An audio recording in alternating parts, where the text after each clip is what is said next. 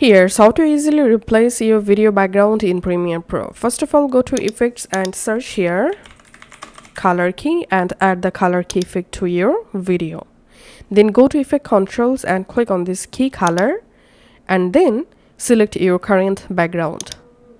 Then click on this color tolerance and increase this color tolerance value until your video background remove. And here click on these settings and here enable transparency grid, and we can see this paired background successfully removed. To remove these background parts, we have to increase this color tolerance value just like this. Okay, once you successfully removed your background, now go to project panel and it's time to add a new background. So you have to put your main video in version 2 layer, and from your project panel drag and drop your new background and add the background in version 1. And we can see I've successfully changed or replaced my video background. Now select the background layer and from Effect Controls you can adjust your background size by scaling. You can select position to change your background position or location just like this.